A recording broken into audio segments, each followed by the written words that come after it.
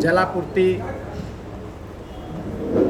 का व्यवस्था करने के लिए एशियन डेवलपमेंट बैंक द्वारा लोन इशू की गई है और बुड़को को इस काम को कराने के लिए दिया गया है बिहार डेवलपमेंट जो कॉरपोरेशन बना है उसके द्वारा। उसके एक कार्यालय गया में खोला गया है हाइटस कंपाउंड में। नगर निगम में जो राशि आता है वही पैसा में से कटौती करके उनका भुगतान किया जाता है।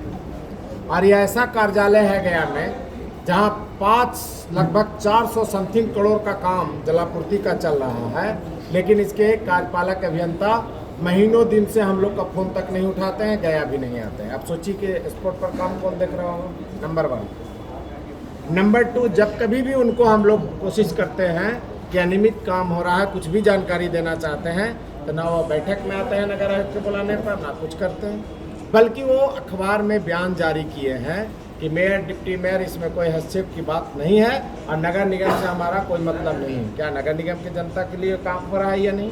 क्या नगर निगम द्वारा MOU हुआ है कि नहीं? क्या ये राशि जो है जनहित के लिए नगर निगम क्षेत्र में किया जा रहा है कि नहीं? क्या ये संवैधानिक संस्था है या नहीं?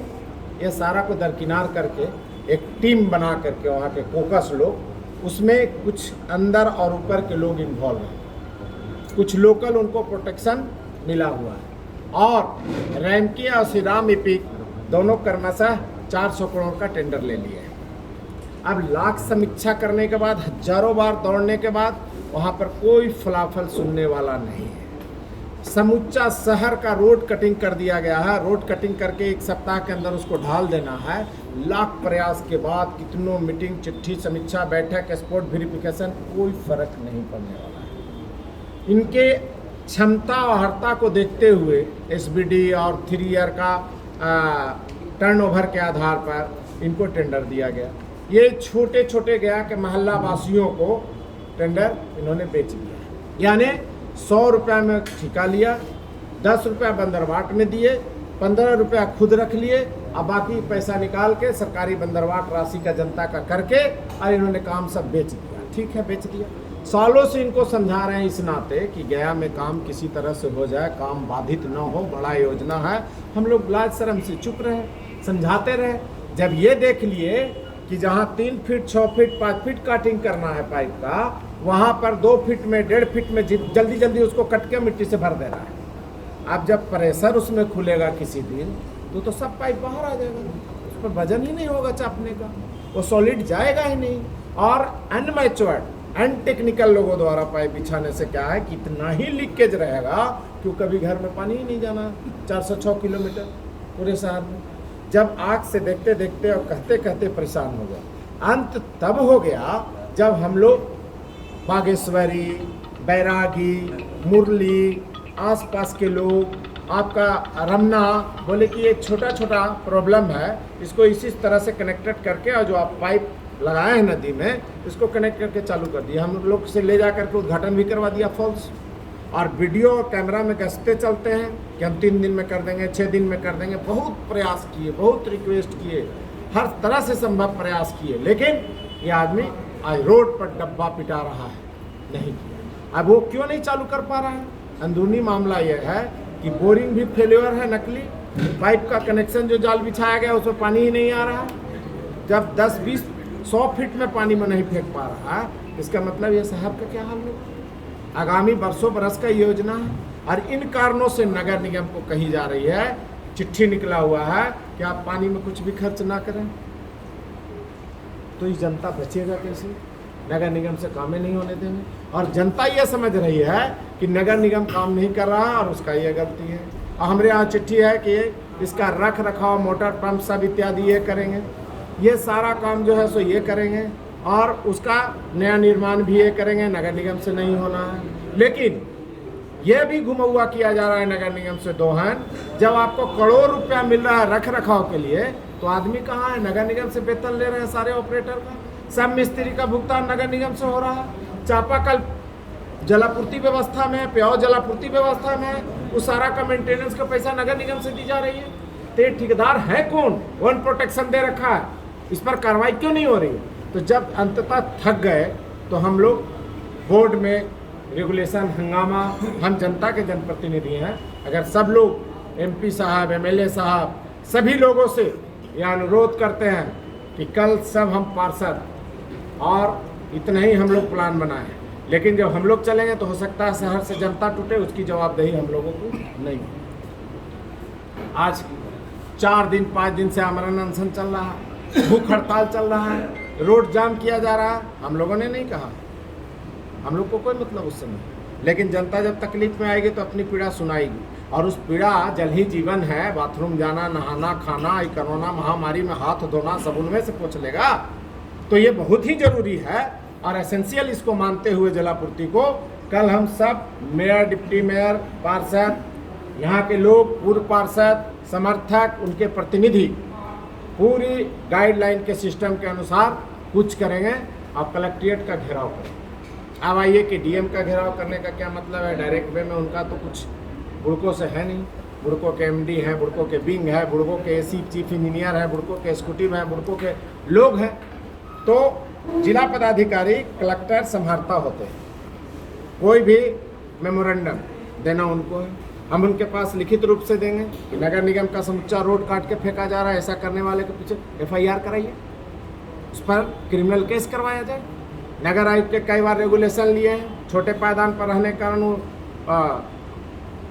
जो लेना चाहिए स्टेप नहीं ले पा रहे हैं, न्याय मिलना चाहिए।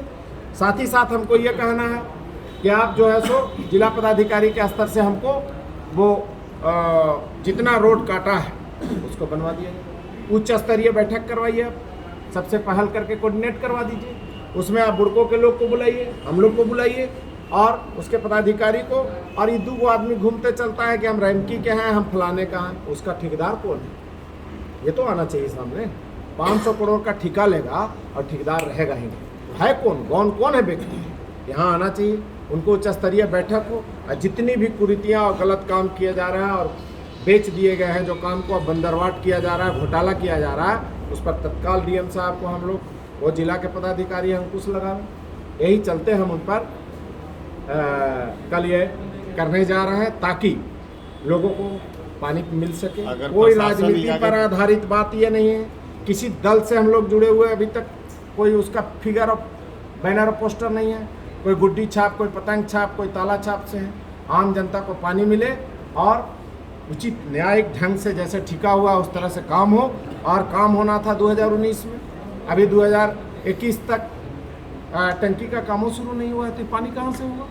इस तरह से बंदरवाट नहीं होना चाहिए, नहीं तो गया शहर में लोग आने वाला दिन में जल से तड़पते रह जाएंगे। निगम कुछ कर नहीं पाएगी, इस पर बैन है, वहाँ से होगा नहीं तो जिएगा कैसे? जल ही जीवन कैसे सार्थक होगा?